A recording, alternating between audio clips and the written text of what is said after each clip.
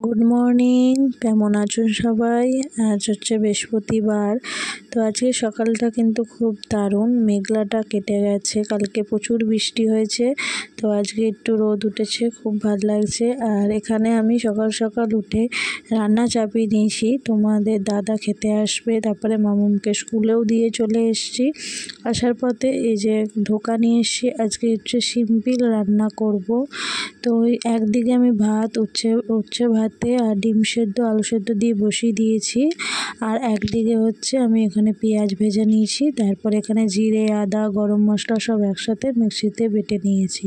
Basically আমি মিক্সিতে বাটা মশলা খাই না, শিলেই বাটি। কিন্তু যেহেতু আজকে থেকে তোমাদের মাম্মা স্কুল চলে গেছে, ও স্কুল শুরু হয়ে গেছে, তারপরে তোমাদের দাদারও কাজ চালু হয়ে গেছে। এতদিন সবাই অসুস্থ ছিল, কাজে স্কুলে কেউ যেতে পারেনি, তো ওর জন্য সেও 1টার সময় চলে আসবে খেতে। আর তোমাদের মাম্মামকেও আমাকে স্কুল থেকে 1টার সময় নিতে যেতে হবে।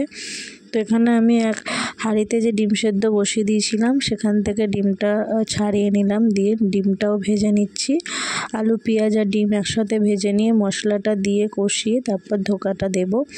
আসলে কি করব বলো, গরিব ঘরের রান্না এভাবেই খেতে হয়। আর সবথেকে বড় কথা, আমি এরকম শর্টকাটেই রান্না করি, কারণ 1টার মধ্যে সাড়ে 11টার সময় আসি, এসে আবার 1টার মধ্যে আমাকে সব কাজকর্ম সেরে আমায় বেরিয়ে যেতে হয় তো মামামকে আনতে স্কুল থেকে।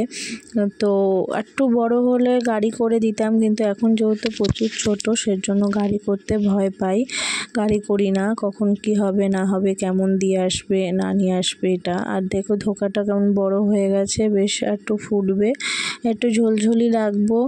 তা চলো, আমার রান্না শেষ হয়ে গেছে, সব কাজ কমপ্লিট হয়ে গেছে, আর মামামকে আনতে চলে গেছি। দেখো দুধারে কিরকম কি সুন্দর বাজার বসেছে। তো মামামদের স্কুলে চলে এসেছি, মামামকে নিয়ে চলেও এলাম বাড়িতে। এসে তাকে স্নান টান করিয়ে দিলাম, এখন তাকে খাওয়াবো একটা ডিম দিয়ে আর মাখন, আর দেবো উচ্ছে ভাতে। ও আগে থেকেই বলে দিয়েছে মাম্মা আমি কিন্তু উচ্ছে ভাজা খাবো না, তো ওকে না দেখিয়ে আমি সেটা ভালো করে মেখে নেব মাখন দিয়ে। ওকে একটু খাওয়ার পাতে রোজ আমি মাখন দিই।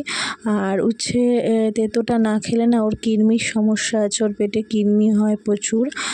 তো খাওয়া দাওয়া শেষে ওর তোমাদের দাদাও চলে এসছে, খাওয়া দাওয়া হয়ে গেছে। তো অনেক দিন ধরেই তোমাদের মামাম বলছিল মা একটু আমাকে আইসক্রিম বানিয়ে দাও, ওই যে ফোনে দেখে না, ওই সব দেখে দেখে বলে। তো আজকে তোমাদের মামামের আবদারে নিয়ে আইসক্রিম বানাচ্ছি, আর তাকেও বলেছি আমার হাতে হাতে একটু কাজ কর, সেও করছে। ভয় হচ্ছে চামচটা চালাতে গিয়ে তার হাতে না লেগে যায়।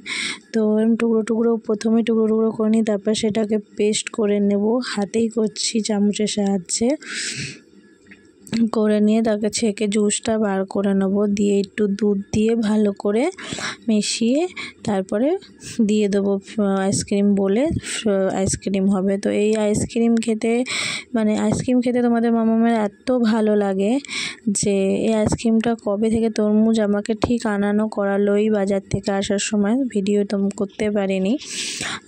তো ওই নিয়ে এসে তাকে এই পেস্টটা দিয়ে একটু গুলে নিচ্ছি দুধ দিয়ে, তাকে এই আইসক্রিম করে দিতেই হবে। আমি আইসক্রিম এখানে বানাচ্ছি, আর সামনে সে পাশে দাঁড়িয়ে দাঁড়িয়ে আমাকে বলেই যাচ্ছে মা কখন হবে আইসক্রিম বানাচ্ছে আমার মা আমার জন্য, মানে সারা বাড়ি জানিয়ে দিল।